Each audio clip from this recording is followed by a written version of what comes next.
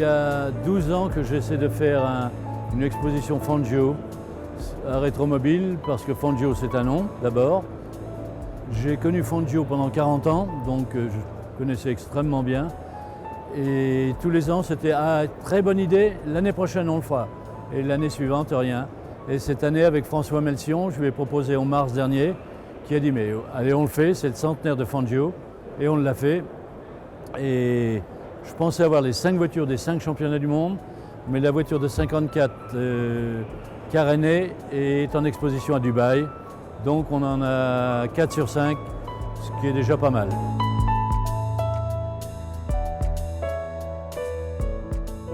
J'ai connu Fangio la première fois au Grand Prix de Belgique à Spa-Francorchamps en 54. En 54, le Grand Prix de France à Reims où il courait pour la première fois sur la carénée. J'étais derrière les stands et Fangio m'aperçoit, me fait venir. J'étais dans le stand Mercedes, seul Français dans le stand Mercedes. J'ai vu toute la course. Le soir, avec tous les pilotes, on a dîné ensemble parce que j'étais là-bas avec Jean Bérat et Jean-Lucas.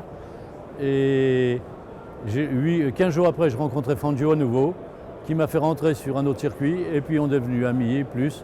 Avec Fangio, mon espagnol était moyen, mais je parlais couramment italien à l'époque. Fangio parlait un peu français, très bien l'italien et l'espagnol évidemment. Donc avec Fangio, on parlait entre autres les 3 langues. Si une était loupée, on prenait le mot en français ou en espagnol ou en italien et ça allait bien. Des fois, je suis rentré sur des circuits sans billets et je venais avec Fangio et Fangio était avec moi. Ah bah s'il était avec Fangio, il ne faut rien demander. C'était la vedette de l'époque et c'est toujours la vedette. Beaucoup de gens me disent, c'était le plus grand pilote de tous les temps. Et là, bien que je sois plus qu'ami avec Fangio, ça a été le plus grand pilote de son époque. Car les voitures de 1920, les voitures des années 50 de Fangio, les voitures de maintenant, on ne peut pas comparer. Fangio ne pourrait pas se mettre dans une voiture, même jeune, il peut plus se mettre dans une Ferrari actuelle.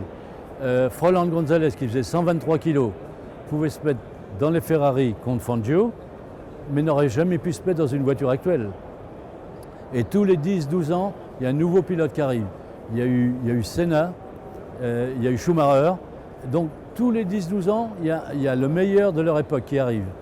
Donc il a été de très très loin le meilleur de son temps, de son époque. Stirling Moss disait toujours, et m'a toujours dit, j'apprenais tellement en suivant Fangio. Sa ligne idéale, la ligne de route.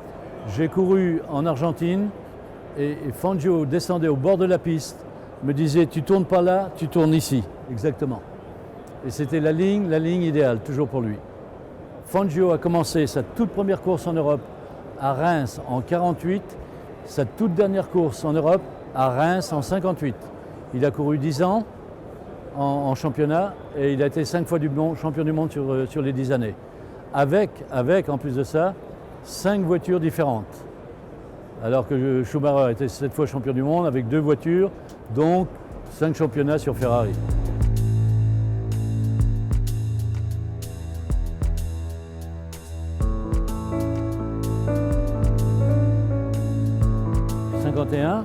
Où la voiture, l'Alfetta 159, a gagné, je sais que cette voiture-là a gagné le Grand Prix de Monaco, le Grand Prix de Reims, Grand Prix de France à Reims, et elle a également gagné le Grand Prix d'Italie.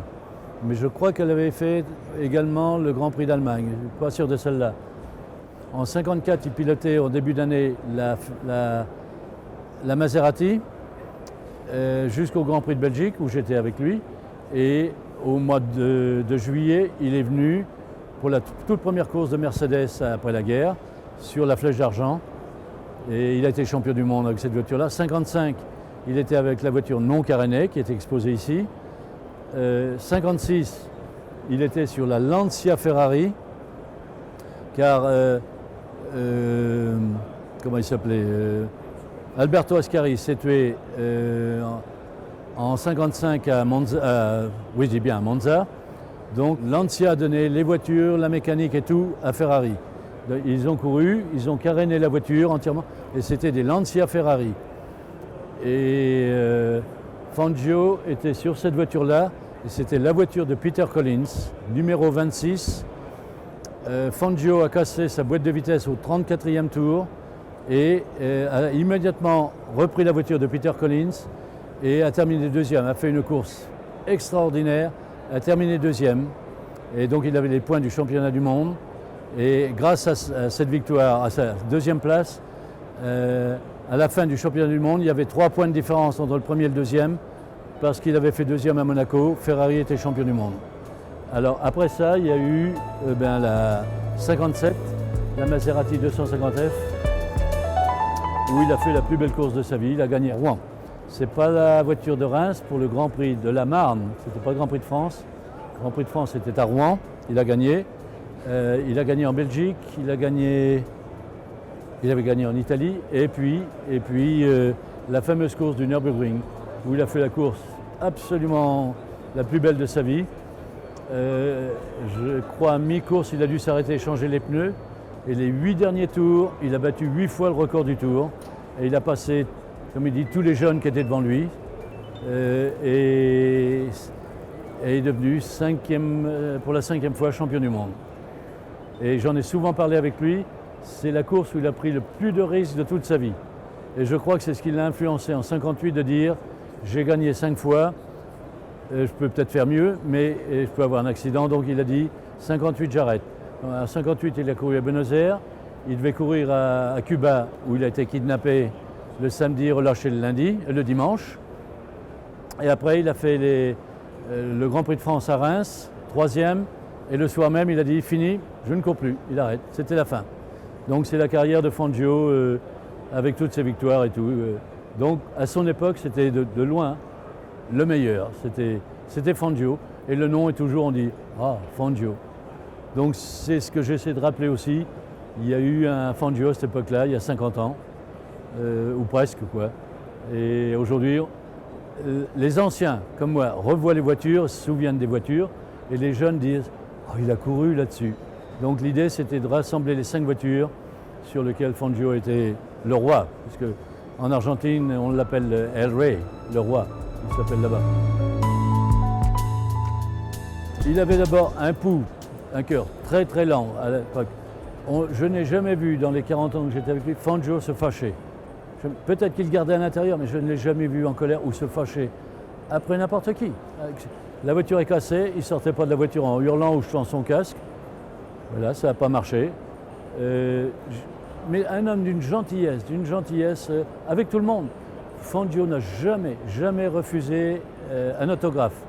J'étais en 90 avec Fangio à Elkhart Lake, Wisconsin. Il était l'invité d'honneur. Il y avait une ligne d'environ encore 100 personnes qui attendaient pour l'autographe. Quand le patron d'Elkhart Lake vient en disant « Fangio, monsieur Fangio, venez, on va aller déjeuner ». Et Fangio dit « mais regardez la ligne qui attend là ». Et il a dit « ils vont attendre, quand vous revenez à 2 heures, ils continueront ». Et Fangio a dit « non, ils attendent ici pour ma signature, arrêtez la ligne et je vais signer pour tout le monde, on ira déjeuner après ». Il n'y a pas un autre pilote qui ferait ça. C'était Fangio, c'était son public, il l'attendait, il a dit « non, je signe pour tout le monde et après on ira déjeuner ». Et c'est exceptionnel, il n'y a pas de pilotes qui font ça. Mais d'une gentillesse d'un bout à l'autre. Je marchais dans les rues de Buenos Aires avec lui, il y avait des enfants qui venaient, il y avait toujours dans ses poches un peso. Va acheter des bonbons, C'était le superstar, mais simple.